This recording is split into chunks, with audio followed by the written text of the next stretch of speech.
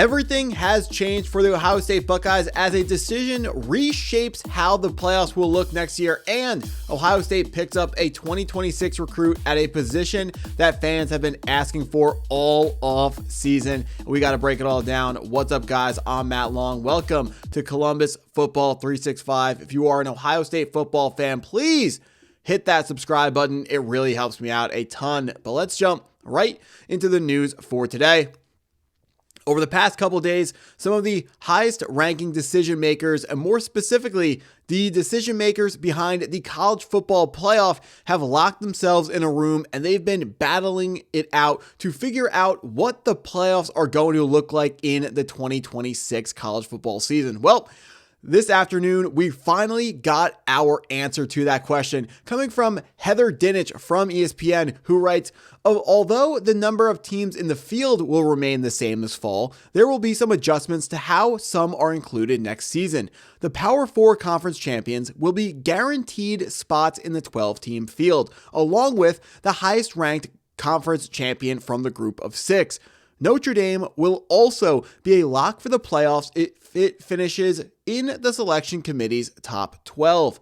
The decision gives the college football playoff and conference commissioners additional time to consider the playoffs expansion to a possible 16 or 24 team format in the future, a move all sides of the discussion could not agree on at this time, with the biggest contention existing between the Big Ten and SEC on the immediate direction of the playoff.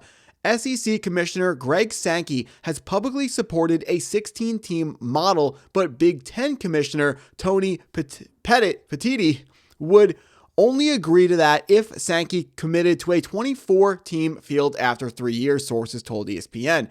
Multiple sources have said that it is not something that Sankey was ready to do at this time. So, quickly just explaining what we got here as I completely spoil the back half of this video.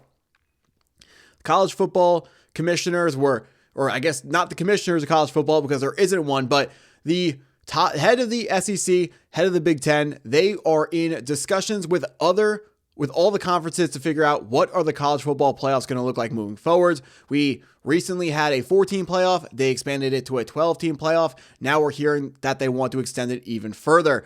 All of the heads of these conferences are in this room, but everyone understands that the Big Ten and the SEC have the most power in the room, which is why it is coming down to those two commissioners to get an agreement set in stone. The SEC, they want a 16-team playoff. The Big Ten does not want a 16-team playoff. The Big Ten comes up with their only way that they are going to agree to the 16-team playoff now is that only under the circumstance that in 2 to 4 years, the SEC will agree to expand further to 24 teams. So, of course, this is each and every conference arguing for what they believe is best for their conference. So it makes sense why the SEC would want 16 teams in, because they feel like they're a deep conference. They're likely to have a lot of schools that are ranked in that 11 to 15 spots, because remember, we're expecting the 16 seed to go to the group of 6 champion, which now includes the Pac-12 as well. But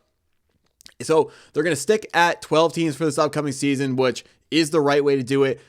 Every single year, I mean, there's always going to be a team that we feel like got left out of the college football playoff. The only difference is we relax what the criteria of a college football playoff team is. Because you remember a couple seasons ago when it was only 4 teams moving on to the college football playoff, if you lost 2 games, you were out, and you wouldn't complain. You wouldn't hang your heads. You would understand that we are out of the college football playoff because we lost 2 games. Nowadays, if you're Notre Dame, you lose 2 games. If you're left out of the playoffs, you go, no, we're not playing the bowl season.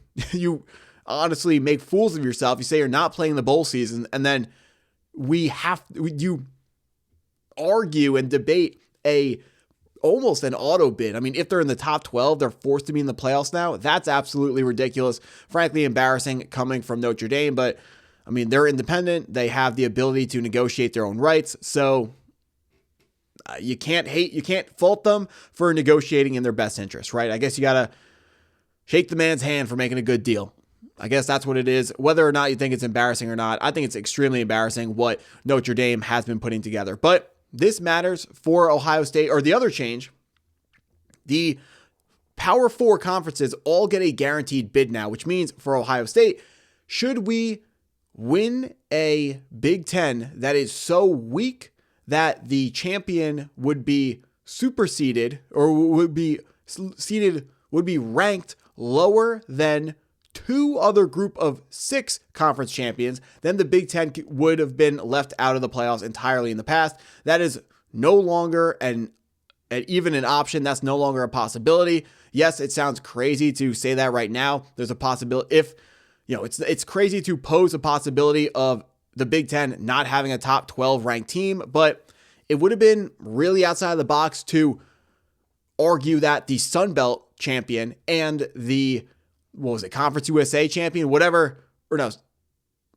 group of 6 champions, there shouldn't be multiple group of 6 champions above a Power 4 champion the way there was this year with the ACC. So while it is highly unlikely that the Big Ten would ever get iced out of the playoffs in this fashion, it is not impossible, and it is something that, while unlikely, absolutely can happen. But now you win the Big Ten, you're guaranteed to be in no matter how weak the conference is. That's what changes for Ohio State. But really, when you're a program that you're expecting to be competing for the national championship every single season, you're not as worried about these changes as many other teams would be. The change that affects Ohio State more is the fact that we're sticking at 12 teams. We are not going to 16 or 24 teams. Should we go to 16 or 24 teams? The change there is early on in the season when we are playing Texas. That game matters way less, almost doesn't matter for anything outside of pride, because should we have lost that game, we are still finishing as a top 24 team, so we would be in the playoffs regardless.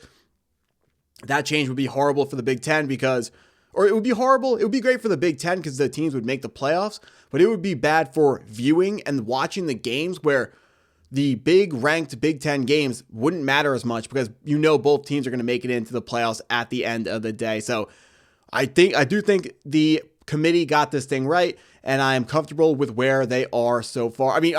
So keeping the teams at 12 is a great idea. Making it the top 4 Power 4 champions now all get a fair shake or all get a chance. Don't love that, but it is what it is. What is more important is Ohio State also picked up another recruit today in the 2026 class, coming from 24/7 Sports. Shortly after North Carolina kicker Cooper Peterson visited Ohio State in mid-September, he told Bucknuts, 24/7 Sports, he would likely accept an offer from the Buckeyes if he was given one.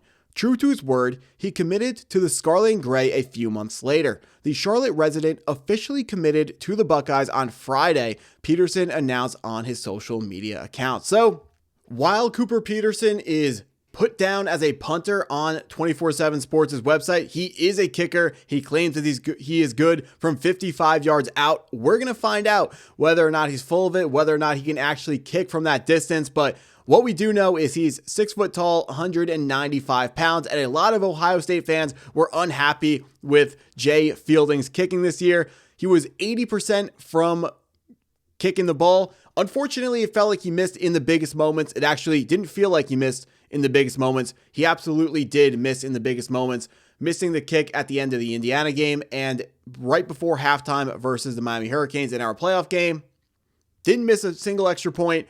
Longest field goal made was from 49 yards out. I feel like Jaden Fielding gets a little bit too much hate from the fans. I mean, I know he missed some kicks in some big moments, but our offense could have gotten him closer. We don't have to we can convert on third down where we don't have to rely on our kicker. So Jaden Fielding, what I'm trying to say is he had a pretty good year outside of the huge kicks that he missed.